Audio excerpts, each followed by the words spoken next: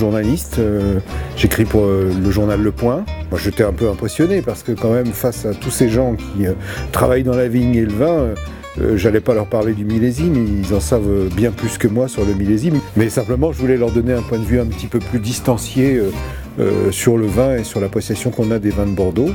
Un point de vue un petit peu plus iconoclaste, un peu moins scientifique et un point de vue peut-être un peu celui des consommateurs. Je trouve que c'est une conférence qui enchaîne des résultats scientifiques mais à une portée technique abordable.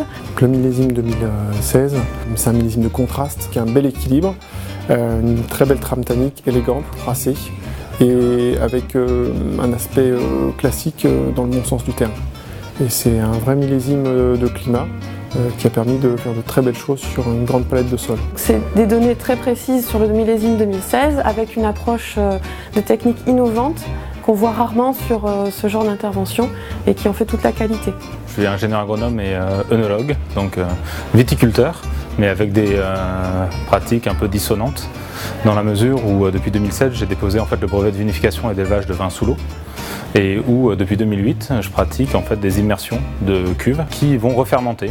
Mon environnement il n'est pas viticole, il est maritime. Et ça m'a poussé en fait à réfléchir différemment sur nos métiers. Ce qu'on entend, c'est le lien entre la recherche et le pratique. Comme ils ont tout de suite un regard sur la pratique dans la vigne, ça explique beaucoup de choses sur lesquelles on a du mal à mettre des noms, quoi. Cette manifestation contribue à amener des éléments de réponse et des outils. Maintenant, on est bien conscient que les caractéristiques d'un vin et d'un grand vin sont liées aux caractéristiques notamment du millésime et de son aspect climatique, mais quand on en comprend mieux les tenants, les aboutissants et notamment les constituants, ça permet de prendre des décisions, on va dire, de façon un peu plus éclairée, même si l'intérêt est que tout le monde ne prenne pas la même décision, mais au moins d'en être un peu plus conscient. C'est nécessaire cette conférence de millésime pour ce partage de points de vue. On s'apprécie globalement tous, mais on se croise peu et surtout on partage peu nos connaissances, nos déviations, nos réflexions.